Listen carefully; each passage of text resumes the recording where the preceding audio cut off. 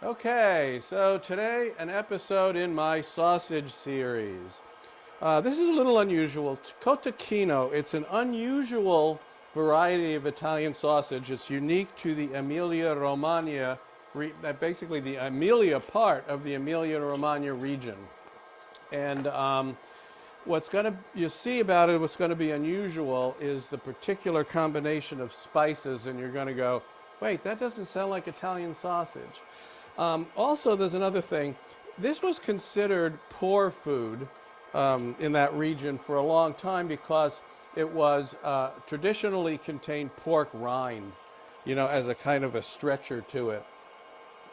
We're not going to use any of that in our version today. Now, the other thing about Cotechino is it's twice ground. So I started with 1.5 pounds of pork, and like I usually do, it was partially frozen. And I do that to make the grinding a little bit easier. And the grinder plates were also chilled in the freezer. The whole grinder thing and the plates were chilled in the freezer. So these actions, what these do is they keep the grinder plates from overheating. It avoids then partially, sort of getting some cooking or beating up too much on the meat. So I'm just going to keep feeding this through here. So the first grind, which I already completed, was the coarse grind. And then using the coarsest plate that comes with the most grinders. And then the second grind is the fine grind. So I've already moved on to that, and that has holes in the plate are about 1/8 of an inch or so. So you'll see, as you can see it coming out, you can see that type of grind, the double grinding, makes a very, very fine filling. All right, so I got most of that in there. Now I want to get the rest of this out. A little trick that you can do to make sure you get all of the meat out of there is you take some stale bread, put the stale bread in, you push that down in, it'll get up in the spiral here, and then it'll help to push the rest of the meat out.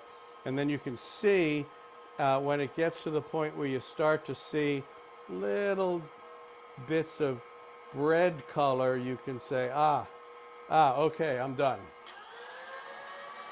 Now just crank that up. So I got all of that out of there, and that's good. And you can see it's very finely ground. So what we're going to add to the pork now is this is 1 ounce of grated Romano cheese, Pecorino Romano. And I have a diced up, very, very minced actually, garlic clove. I have 2 teaspoons of salt. I have 1.5 teaspoons of black pepper. And here's where it gets interesting. 1/2 teaspoon of nutmeg. And 1/2 teaspoon of cinnamon. And this is not unusual, 1/2 teaspoon of cayenne.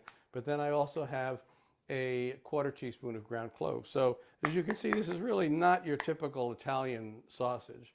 And then I've got 2.5 ounces of ice water. And I've got 2 grams of cure number 2. They call it Prague cure, they call it pink salt, a bunch of different things.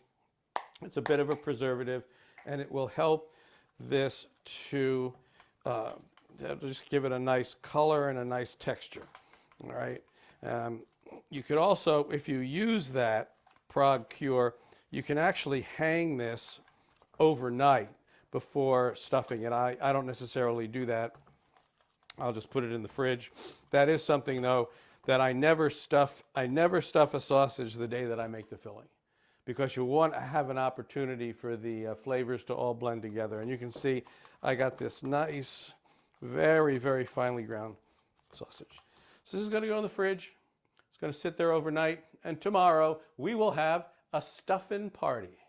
See you then.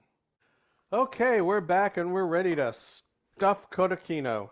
It's sitting overnight in the fridge. It did a nice job of all the flavors getting melded together. And of course I let it warm up a little bit before I started to get ready to stuff, because that helps you to do it. I mean, if it's a little bit too stiff and you try to stuff it, it's really kind of hard. So I've got my stuffer ready. So I use, because I make a lot of sausage, I use a sausage stuffer that I bought, very nice one. You don't need to do that if you're not going to make a lot of sausage. You can just get the attachment that goes on the stand mixer, and that'll be fine if you're only going to do it occasionally. But I would recommend, if you are going to make a lot of sausage, this is a much better way to do it. So the Cotechino is a fat sausage. So I use beef middles rather than the smaller hog casings that you'll normally see on like an Italian sausage or something like that, or a bratwurst or something. So I got it in here now. And these beef middles, by the way, they are they're on the 52 millimeter size, something like that, as a thickness, right around that ballpark. And you have to soak them because they come packed in salt as a preservative. So, and you can buy them, you know, this be unlikely to find these in a store near you. Probably you will have to buy them on the internet in order to find them. So I want to get these now. I'm going to get these pretty thick is what I'm after in the Cotechino. And I don't want to overstuff. If I overstuff, I can cause this to explode. So I'm going to kind of guide it out.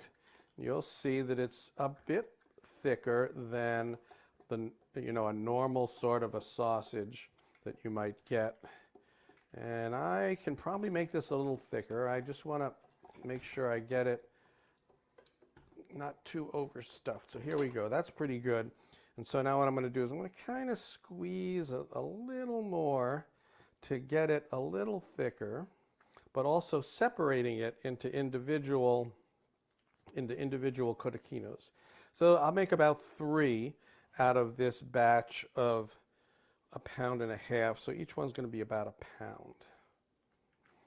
Okay, and in order to make the links, all I have to do is I make them the size that I want. These are about the right size, and I'll get the last bit to come out of the other one later.